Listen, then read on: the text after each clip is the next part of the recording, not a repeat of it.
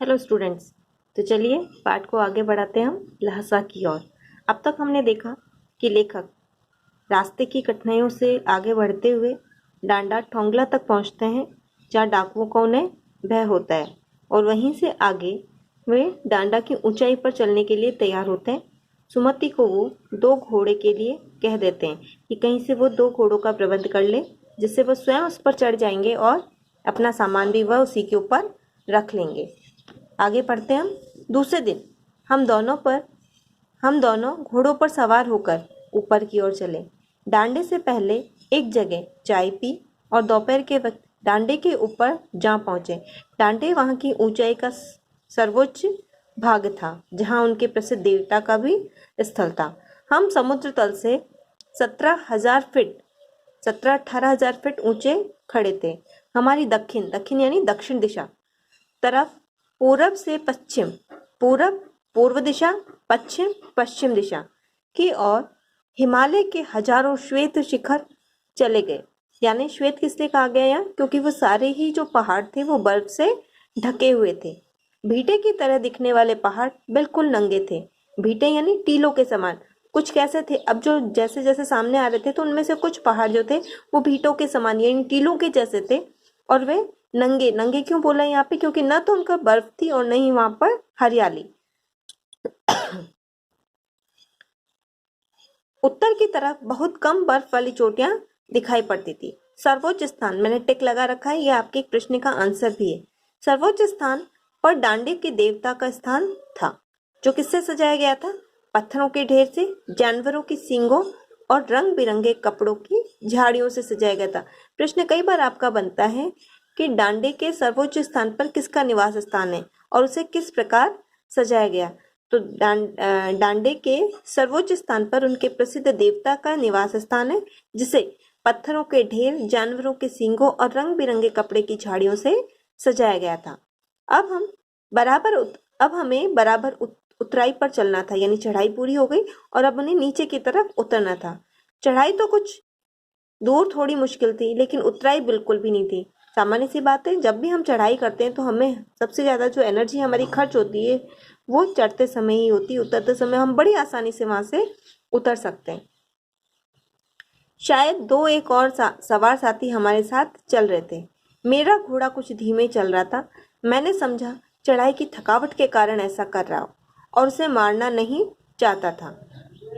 धीरे धीरे वह पिछड़ गया, क्योंकि धीरे चल रहा था। लेखक को लगा कि वो क्या है, थकान है, चढ़ाई की थकान थी, इसलिए वो धीरे चल रहा है। लेखक ने यहाँ देखिए जानवरों के प्रति प्रेम की भावना को भी लेखक ने दर्शाया कि मैंने उसे मारा नहीं, और वह धीरे धीरे उनसे पिछड़ गया। मैं डॉनविक्स्तो की तरह अपने घोड़े पर झूमता हुआ चला जा रहा था। डॉनविक्स्तो की तरह, डॉनविक्स्तो कौन है यहाँ पे?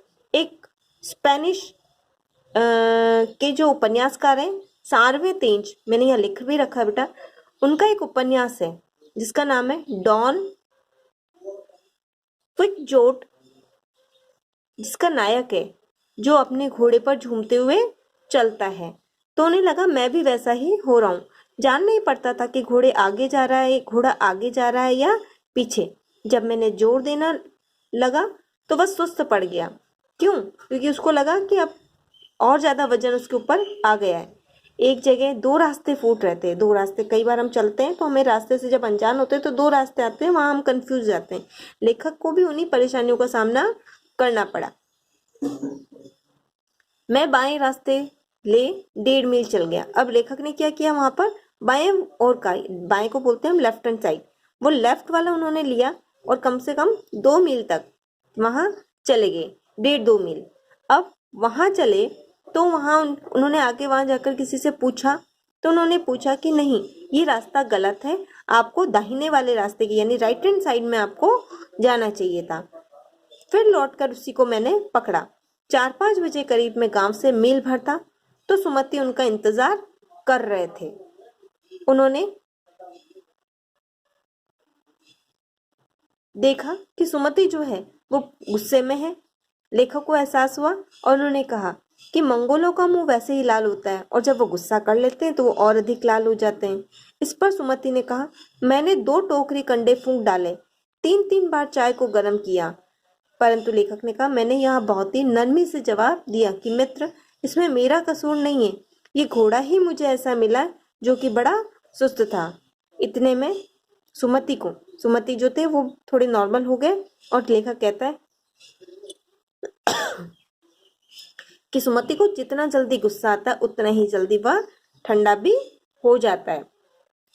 लंकोल में एक अच्छी जगह ठहरे जहां पर जो अच्छे जजमान थे। सुमति जो बौद्ध भिक्षुक था वह आगे बताऊंगी इसमें कि वो और क्या काम करता था आपके इस तरीके से। तो उन्हें अच्छी जगह मिली और उन्होंने क्या खाया क्या पिया। पहले चाय सत्तू खाया। चाय जो मैं आपको बता चुकी हूँ कैसी वहाँ चाय मिलती थी। सत्तू भुने हुए अन्न का जो आटा होता है, उस आटे में जौ का भी हो सकता है और चने का भी हो सकता है, वो उन्होंने खाया। रात को गर्मा गर्म थुक्पा मिला। थुक्पे के लिए कहूंगी जैसे कि हमारे सूप होता है वैसे ही एक थुक्पा होता है। ये वेजिटेरियन भी होता है और नॉन वेजिटेरियन भी होता है। जो वेजिटेरियन होता है उसमें सब्जियां जैसे मूली वगैरह जो आसानी से मिल जाती है उसे डाल के बनाया जाता है, और बाकी में जो होता है वो मांस या हड्डी डालकर उसे पकाया जाता है। लेखक कहते हैं, अब हम टिंगरी के विशाल मैदान में थे जो पहाड़ों से घिरा टापू मालूम होता था, जिसमें दूर एक छोटी पहाड़ी के भीतर दिखाई पड़ती है। अब उन्होंने क्या बोला कि ऐसे छोटी सी पहाड़ी के बीच में वह दिखाई देता था। उस पहाड़ी का नाम टिंगरी समाधिगिरी था। आसपास के गांव में सुमति के कितने ही यजमान थे। सुमति बौद्ध भिक्षुक थे तो वो यहाँ जब भी आते थे तो उनके जो यजमान वगैरह था वो वहां रहते थे। अब सुमति की सुनिए, प्रश्न यह बनता है कि सुमति के गंडे क्यों नहीं खत्म हो रहे थे। तो उसमें आएगा आपके कि सुमति के कितने यजमान रहते थे। कपड़े की पतली पतली चीरी पत्तियों के गंडे खत्म। गंडे एक मंत्रोच्चारित धागे जैसा होता है। जैसे कि हम किसी भी पूजा पाठ जब हम करते हैं तो हमारे हिंदू धर्म में कलेवा बांधा जाता है, जिसे हम साधारण भाषा में मूली भी कहते हैं। तो वैसे ही वह गंडे खत्म नहीं हो सकते थे, क्योंकि बोध गया से लाए हुए किसी भी कपड़े का वो बना लेता था। और जब वो कपड़े उनके खत्म हो जाते थे तो जो भी साधारण कपड़ा उसे मिलता वो उसी के कंडे बना लेता था। इसीलिए सुमति के कंडे कभी भी खत्म नहीं होते थे। वह अपने यजमानों के पास जाना चाहता था, परंतु लेखक ने सोचा यदि वो वहां चला गया तो 7-8 दिन वो यहीं लगा लेगा। इसलिए लेखक ने उसे जाने से मना कर दिया और लेखक ने कहा, आसपास चाहो तो इन्हें बांट दो, मगर गाँव में तुम मत जाना। आगे पहुंचकर मैं तुम्हें पैसे दे दूंगा इसके लिए कि तुम जब इनको देते हो तो तुम्हें जो आमदनी होती है वो मैं तुम्हें वहां पे दे दूंगा। सुमति ने स्वीकार कर लिया कि ठीक है, कोई बात नहीं। दूसरे दिन हमने भरिया ढूंढने की कोशिश की। भरिया कहते हैं जो सामान उठाने वाले होते हैं, जो भार उठाने वाले लोग होते हैं, लेकिन कोई ना मिला। सवेरे ही चल देते तो अच्छा था, लेकिन अब क्या था, अब 10-11 की तेज धूप में चलना पड़ा, क्योंकि जब वो भार उठाने वाला नहीं मिला तो लेखक को देर हो गई और फिर सुमति उसे ढूंढने के लिए भी चला गया था। तिब्बत की धूप भी बहुत कड़ी मालूम होती है। यद्यपि थोड़े से मोटे कपड़े से सिर को ढक लिया तो गर्मी खत्म हो जाती है। आप 2 बजे सूरज की ओर मुंह करके चल रहे हैं तो ललाट पर धूप है। यानी देखिए वहाँ की परिस्थितियाँ कैसी है कि सामने यदि धूप आ रही है तो सामने वाली धूप के कारण तो आपको गर्मी लग रही है, लेकिन पीछे से जो ठंड, बर्फीले पहाड़ों के कारण जो ठंड लग रही है आपको, उससे आपके कंधे में भी दर्द हो जाता है या वहाँ का हिस्सा आपका ठंडा सा हो जाता है। तो उन्होंने कहा कि ललाट धूप से जल रहा था तो पीछे का कंधा बर्फ हो रहा था। फिर हमने पीठ पर अपनी अपनी चीजें लादी, डंडे को हाथ में लिया और चल पड़े। यद्यपि सुमति के पति टिंगरी में भी थे, लेकिन वह एक और यजमान से मिलना चाहते थे, इसलिए आदमी मिलने का बहाना कर शेखर विहार की ओर चल दिए। बेटा यहाँ ये जरूर ध्यान रखना, ये शेखर नहीं है, शेखर है, ठीक है। तो उनका बहाना करके वो वहां पर चले गए। तिब्बत की जमीन बहुत अधिक छोटे बड़े जागीरदारों में बटी हुई थी। यानी तिब्बती जो जमीन थी वो वहां के छोटे, और वो जागीरदार जो थे वो कैसे थे, ज्यादातर उनका हिस्सा जो था वो मठों के हाथ में होता था। अपनी अपनी जागीरी में हर एक जागीरदार कुछ खेती भी करता था, जिसके मजदूर बेगार में मिल जाते हैं। बेगार का मतलब होता है कि जब हम किसी से कोई काम करवाते हैं और उसका मेहनताना उसे नहीं देते तो वह बेगारी कहलाती। ये एक प्रथा के रूप में भी पहले प्रचलित थी। प्रथा न कह के इसे हम कुप्रथा कहेंगे तो वो ज्यादा बेहतर है। खेती का इंतजाम देखने के लिए वहां कोई बौद्ध भिक्षु भेजा जाता था जो जागीर जो जागीर के आदमियों के लिए राजा से कम नहीं होता था। शेखर की खेती के मुखिया भिक्षु नम से बड़े ही भद्र पुरुष थे, अच्छे आदमी थे, सज्जन व्यक्ति थे। बहुत वे लेखक से बहुत प्रेम से मिले। अब लेखक कहते हैं कि मुझसे प्रेम से तो मिले, लेकिन मेरा उस समय हुलिया जो था, मेरा वेशभूषा जो थी वो इतनी अच्छी नहीं थी। आगे पहुंचकर उन्होंने वो एक मंदिर में गए, ये बहुत इंपॉर्टेंट है यहाँ का। जब वो वहाँ एक मंदिर में गए तो वहाँ उन्हें कंजूर के बुद्ध वचन अनुवाद की हस्तलिखित 103 पोथियां रखी हुई थी। यानी बुद्ध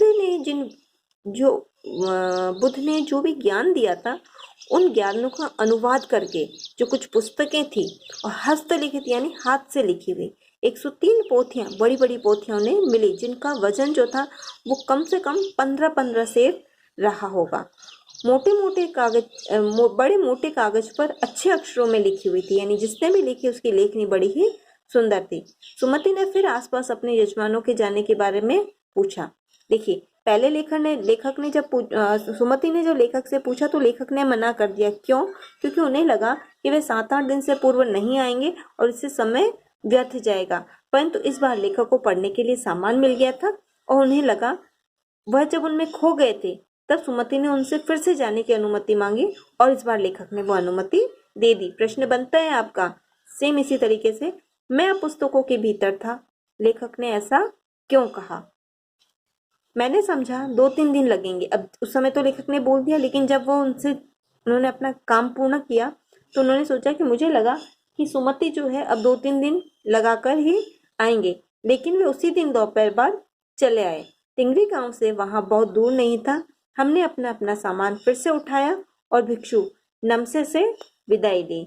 बौद्ध भिक्षु, जैसा कि पहले बताया था कि शेखर की खेती के जो मुखिया भिक्षु थे जिनका नाम नमसे था, उनसे इन्होंने विदाई ली। तो अपने यात्रा वृत्तांत का जो यात्रा उन्होंने तिब्बत की यात्रा की थी, जो वृत्तांत था, उसका एक अंश इन्होंने इसमें लिया है। इस अंश में यानी इस पाठ में उन्होंने कई चीजें हमें समझाई है और ये कई चीजें कैसे हैं, जिनसे मैंने कुछ संकेत बिंदुओं के आधार पे आपको बताया कि सबसे पहले यदि हम देखें तो रास्ते की कठिनाइयों का वर्णन किया लेखक ने कि किस प्रकार परित्यक्त किले थे, फौजी चौकियां बनी हुई थी, ठीक है, रास्ते खुले नहीं थे, चढ़ाइयाँ ऊंची थी, ये सारा। दूसरा आ जाता है तिब्बती समाज का वर्णन किया, जैसा कि उन्होंने बताया कि उस समाज में उस समय जाति पाति का कोई भेदभाव नहीं करता था, छुआछूत की कोई दुर्भावना लोगों में नहीं समाई थी, स्त्रियाँ जो थी वो पर्दे में नहीं रहती थी, यानी उनके लिए पूर्ण स्वतंत्रता का आयोजन था। तीसरा, तिब्बत की कानून व्यवस्था। उन्होंने तिब्बत की कानून व्यवस्था पर भी प्रकाश डाला कि वहाँ हथियारों के लिए कोई कानून नहीं बना हुआ था, जिसके कारण जो डाकू वगैरह थे वो निर्जन स्थान पर रहते थे, जो डांडे की ऊंची चोटियों वाले स्थान थे वहां रहते थे और इससे यात्रियों के जान माल का भी खतरा बना रहता था। फिर उन्हें सुमति की भी विशेषताएं बताई, उनके साथ जो बौद्ध भिक्षु थे सुमति, उनकी विशेषता बताई कि सुमति किस प्रकार जितनी जल्दी उन्हें क्रोध आता था उतनी जल्दी वे शांत भी हो जाते थे। वे बड़े ही गोरे थे, मंगोल थे, जब गुस्सा करते थे तो उनका मुंह लाल हो जाता था। दूसरा, उन्होंने बताया कि सुमति जो है वो गंडे बनाने के काम करते थे, बोध गया से वो वस्त्र लाते थे और उनके गंडे बनाते थे और अपने यजमानों में बांट देते थे, और जब वह खत्म हो जाते तो वह किसी भी साधारण कपड़े से उन्हें बना लिया करते थे। तिब्बत की सांस्कृतिक विशेषताएं भी बताई कि किस प्रकार तिब्बत की जो जमीन थी वो छोटे छोटे जागीरदारों में बटी हुई थी और उनका मुखिया बौद्ध भिक्षु होता था जो उनके लिए राजा से कम नहीं होता था। तो इस प्रकार इस पूरे पाठ में कई सांस्कृतिक, जैसा कि लेखक ने पहले ही कहा है कि घुमक्कड़ होने के लिए उन्हें कई ज्ञान अर्जित होते थे, जैसे वहां की भौगोलिक, सांस्कृतिक, सामाजिक स्थिति का, तो लगभग इन सभी बिंदुओं को उन्होंने वहां पर लिया है। चलिए पाठ पे आते हैं वापस से। अब आपको प्रश्न जो शेष हमारे रह गए, प्रश्न संख्या 3, 4, 5 और 7 करने हैं। यदि मैं प्रश्नों को देखूं तो देखिए, सबसे पहले प्रश्न संख्या 3 लेते हैं। लेखक लंगकोर के मार्ग में अपने साथियों से किस कारण बिछड़ गए थे? लेखक लंगकोर के मार्ग में अपने साथियों से इसलिए बिछड़ गए थे क्योंकि उन्हें बड़ा ही सुस्त घोड़ा मिला था। आरंभ में लेखक को लगा कि वह चढ़ाई की थकावट के कारण नहीं चढ़ पा रहा है, लेकिन बाद में उन्हें एहसास हुआ कि ये घोड़ा ही सुस्त है, इसलिए वो अपने मित्रों से बिछड़ गए थे। प्रश्न संख्या 4, लेखक ने शेखर बिहार में सुमति को उनके यजमानों के पास जाने से रोका परंतु दूसरी बार रोकने का प्रयास क्यों नहीं किया। आप लिखोगे, मैंने एक्सप्लेन भी किया इसको आपको, कि लेखक ने शेखर विहार में सुमति को उनके यजमानों के पास जाने से रोका, परंतु दूसरी बार उन्हें रोकने का प्रयास इसलिए नहीं किया क्योंकि वे कंजूर में बुद्ध वचन अनुवाद की जो पोथियां रखी हुई थी उन्हें पढ़ने में वे लीन हो गए थे, इसलिए उन्हें ध्यान नहीं रहा और उन्होंने लेखक को सुमति को जाने की अनुमति दे दी। प्रश्न संख्या 5 है आपको, अपनी यात्रा के दौरान लेखक को किन कठिनाइयों का सामना करना पड़ा। अपनी यात्रा के दौरान लेखक को सबसे बड़ी कठिनाई थी वेश बदलने की, उन्हें छद्म वेश धारण करना पड़ा। ठीक है। दूसरी परिस्थिति चढ़ाई की समस्या थी, भार उठाने की समस्या, लेखक को सुस्त घोड़ा मिल गया था वो समस्या, मित्र के क्रोध का लेखक ने सामना किया। तो ये कई समस्याएं थी जो लेखक को इन समस्याओं का सामना करना पड़ा। बिंदुओं में भी लिख सकते हो इस आंसर को आप। और इसके बाद में आता है हमारा लास्ट प्रश्न, प्रश्न संख्या 7। अब देखिए मैंने इसमें कुछ करेक्शन किया है। क्वेश्चन था आपका, मैं पुस्तकों के भीतर था, यानी इसको इन्होंने ऑब्जेक्टिव टाइप क्वेश्चन में लिया था, वो मैंने न लेकर इससे मैंने डिस्क्रिप्शंस में ले लिया है। क्वेश्चन है आपका, मैं पुस्तकों के भीतर था, लेखक ने ऐसा क्यों कहा। क्लियर बोल रही हूँ, आपको क्वेश्चन यही लिखना है, ऑब्जेक्टिव टाइप क्वेश्चन नहीं करना है। अगर आप वीडियोस को प्रॉपर वे में नहीं सुनेंगे तो बेटा आप आंसर्स को नहीं कर पाएंगे। मैं पुस्तकों के भीतर था, लेखक ने ऐसा इसलिए कहा क्योंकि उन्हें कंजूर में बुद्ध वचन अनुवाद की हस्तलिखित 103 पोथियां मिल गई थी और वे उन्हें पढ़ने में इतने व्यस्त हो गए थे कि उन्हें पता ही ना चला कि कब सुमति ने उनसे जाने की अनुमति मांगी। इसीलिए लेखक ने ऐसा कहा कि मैं पुस्तकों के भीतर था, मैं उन पुस्तकों में पढ़ने में लीन हो गया था। भीतर मतलब अंदर खो गया था। ठीक है। तो ये हुए हमारा जो चैप्टर है लहासा की। और अब तक हमने क्षितिज के 2 चैप्टर, यानी फर्स्ट हमारा 2 बैलों की कथा, सेकंड हमारा लहासा की और पद्यांश को यदि हम देखें तो उसमें कवि और वाक, और आपकी जो कृतिका बुक है उसमें से मैंने एक चैप्टर यानी मेरे संग की औरतें कंप्लीट हो गया। नेक्स्ट अब हम ग्रामर पोर्शन लेंगे। ग्रामर पोर्शन आप जहां आपने कृतिका का चैप्टर किया मेरे संग की औरतें, उसी के आगे कंटिन्यू कर लेंगे।